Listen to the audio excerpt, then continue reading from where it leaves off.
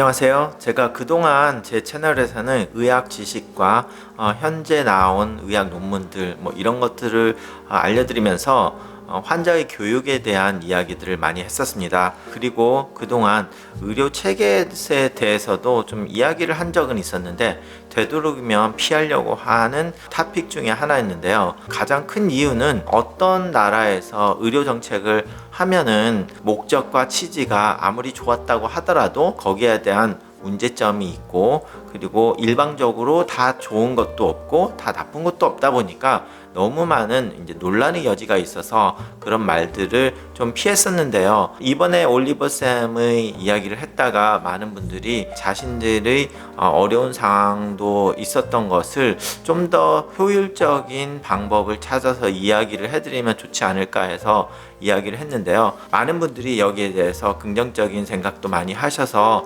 오늘 추가 설명을 좀 몇 개 해드리려고 합니다.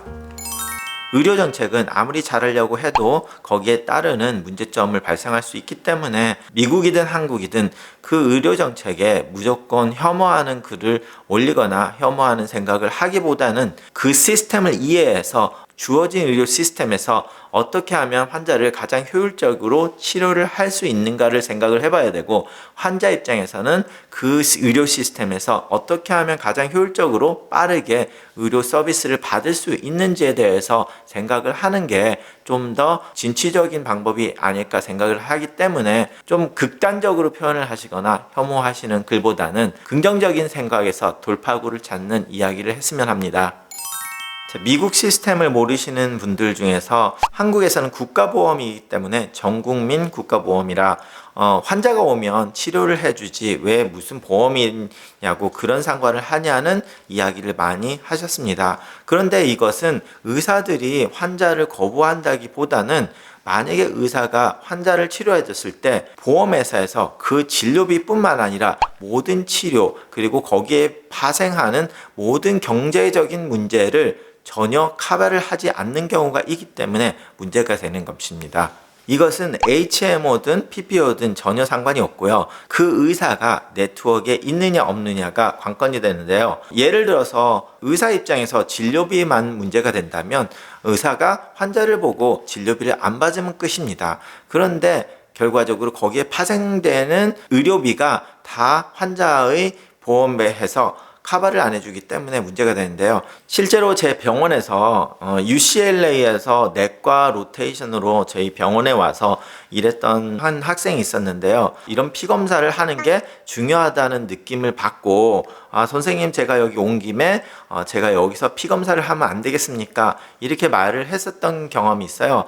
그러다 보니까 어차피 제가 제 학생한테 진료비를 받을 건 아니니까 저는 UCLA의 네트워크로 들어가 있지는 않지만 제 병원에서 피를 뽑을 때 그 피검사 기관은 전국에서 가장 큰 회사를 쓰기 때문에 그 회사는 UCLA에서도 커버가 할 거라고 해서 제가 오더를 해드렸던 적이 있어요.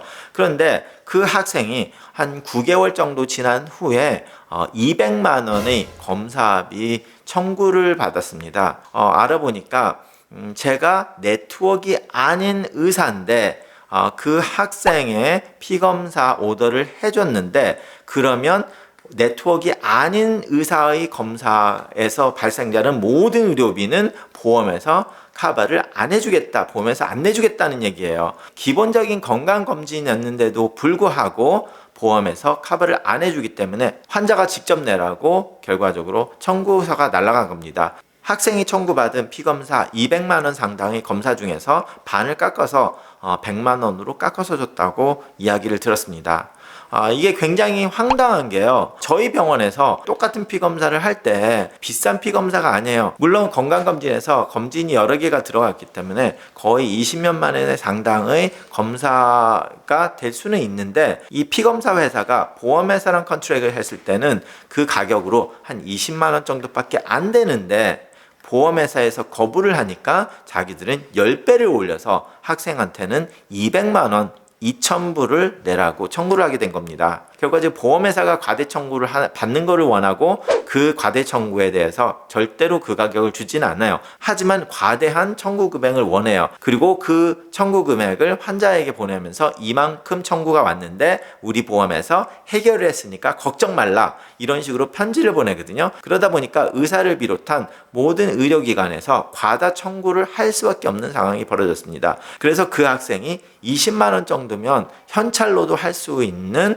검사를 200만 원이란 과장된 검사비가 나왔고, 그 결과적으로 그걸 깎아서 100만 원에 해결을 했어요. 처음부터 아예 돈을 냈으면 20만 원에 끝났을 거를. 자, 그런데 그 학생은 UCLA 보험이 있었어요. 그래서 원래 UCLA의 네트워크에 있는 의사를 봤더라면, 그 사람의 오더지가 그 사람 이름으로 나갔더라면 돈을 한 푼도 내지 않았을 상황이에요. 자, 그런 것처럼 올리버 샘의 상황에서 어떤 의사가 네트워크가 아닌데 어린애가 불쌍하니까 내가 그냥 봐주겠다 해서 그 의사가 진료를 해서 만약에 수술까지 했다면 결과적으로 끝에는 그 사람이 네트워크가 아니었기 때문에 그 사람이 그 환자에게 돈을 내라고 청구도 할 수 있지만, 그 의사가 불쌍한 마음에서 아이를 그냥 봐줬다고 해서 공짜로 진료비를 한다고 하더라도 수술방 임대료, 거기에 들어간 마취제, 마취과 의사 진료비, 그리고 뭐 예를 들어서 엑스레이나 CT를 찍었다,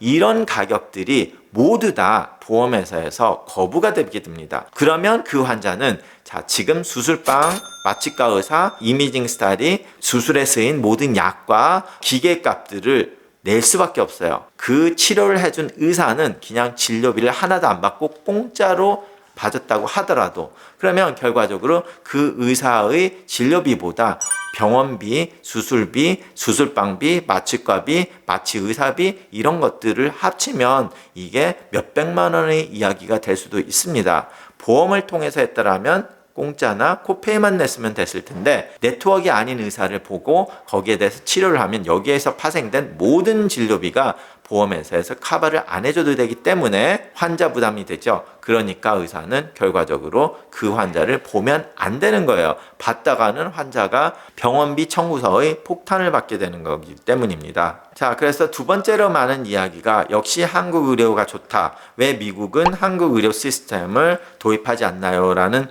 그런 투의 이야기였습니다. 자, 제가 미국에 있는 의사로서 한국 의대를 있었고 한국 의료 시스템을 아는 사람으로서 말할 건데, 역시 의료는 한국이 훨씬 낫습니다. 거의 대부분의 사람들이 한국 의료 시스템에 있을 때 더 많은 혜택과 편한 서비스를 이용을 하실 수 있습니다. 그런데 미국에서는 절대로 한국 시스템을 도입을 할 수가 없습니다. 그게 왜냐? 미국은 법치국가, 법의 나라이기 때문입니다. 자, 그럼 뭐 한국은 법의 나라가 아니냐? 법의 나라 맞죠? 그렇지만 미국은 법을 만드는 사람들, 특히 법을 만드는 변호사 집단에 의해서 만들어진 나라이기 때문에 그 변호사들은 의료 소송을 하는 변호사가 아니라요, 나라의 법을 만들고 행정을 만들면서 돈을 버는 변호사들을 말합니다.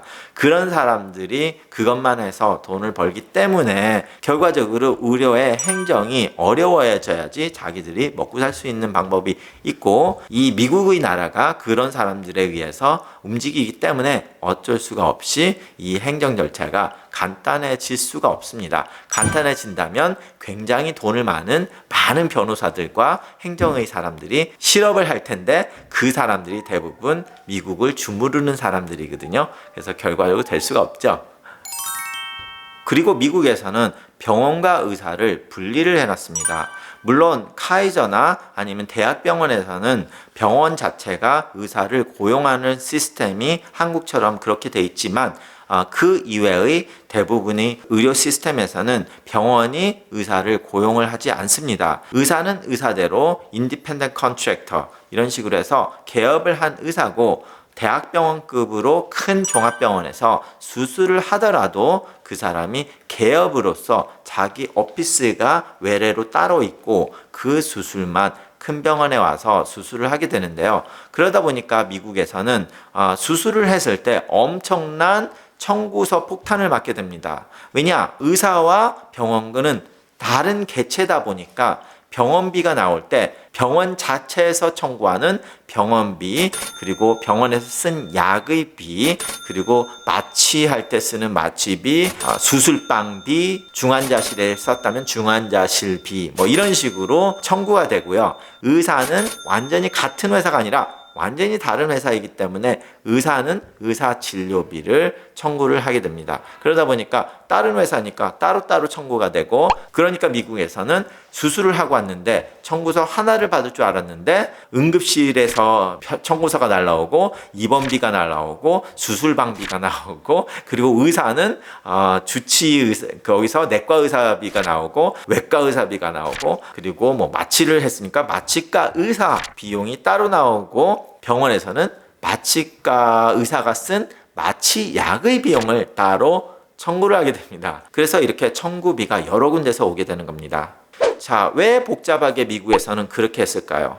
그 가장 큰 이유는 보험회사에서 의료 비용을 줄이기 위해서 한 것이긴 한데요. 그 의미가 좀 중요하긴 합니다. 만약에 병원에서 의사를 고용을 한다면 의사는 병원장의 말을 들을 수밖에 없는 상황이 되죠. 그래서 병원에서 수술을 많이 해서 병원비 창출을 해야 된다면 솔직히 의사의 진료비는 굉장히 작은 의료비입니다. 대부분의 의료비는 병원비에서 많이 나오죠. 그래서 병원에 입원해서 수술을 한다거나 이럴 때 굉장히 큰 돈이 발생을 하고, 의사의 진료비는 여기서 굉장히 작은 부분밖에 안 돼요. 어떤 댓글에서 어떤 분이 종합병원에서 타이레놀 하나를 10만 원을 차지를 하더라, 이런 말을 하죠. 그만큼 병원에서는 굉장히 많은 진료비를 청구를 하게 됩니다. 그런데 의사의 진료비는 결과적으로 타이레놀 하나의 값밖에 안 됩니다.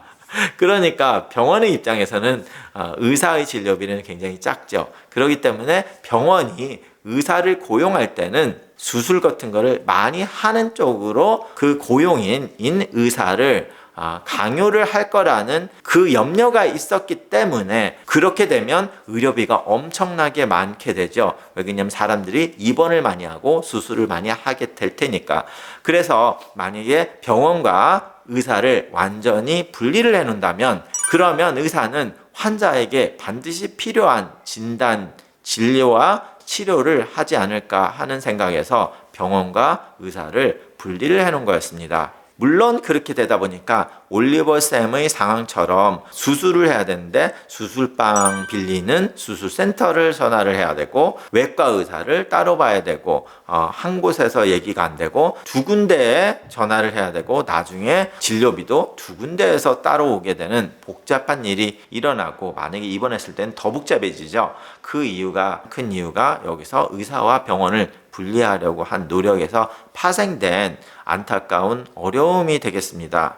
그러다 보니까 한국에서는 간혹가다 과잉진료, 과잉진단 이런 이야기가 나오는 이유가 병원이 의사를 고용해서 생기는 문제점이 되기도 하고요. 병원장의 힘이 너무 막강해지는 문제가 있죠.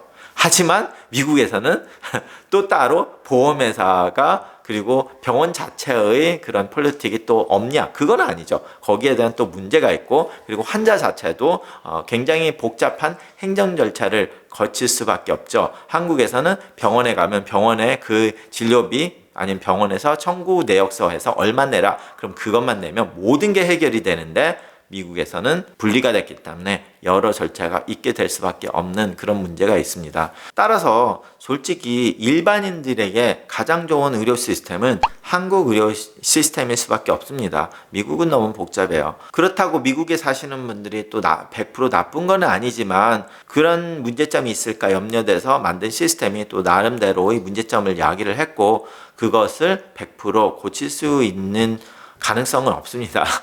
정치가 그렇듯이 어떤 정책을 내놓으면 거기서 파생되는 장점도 있지만 또 그것 때문에 생기는 단점이 있기 때문에, 저희 의사나 환자가 됐을 때 결과적으로 해야 되는 것은 주어진 환경 속에서 어떻게 하면 가장 효율적이고 효과적으로 그리고 빠르게 일을 해나갈 수 있느냐가 중요하지 않을까 생각을 해서 오늘 저희 생각을 좀 말해봅니다. 구독해 주시고 좋아요 눌러주시면 감사하겠습니다. 다음 시간에는 우리가 바꿀 수 있는 가장 큰 병 중에 두 번째로 큰 병인 신장병, 한국보건복지부에서도 예방할 수 있는 병이기 때문에 굉장한 캠페인을 다시 시작하는 신장병에 대해서 말씀드리겠습니다. 다음 시간에는 의학 강좌로 다시 뵙겠습니다. 감사합니다.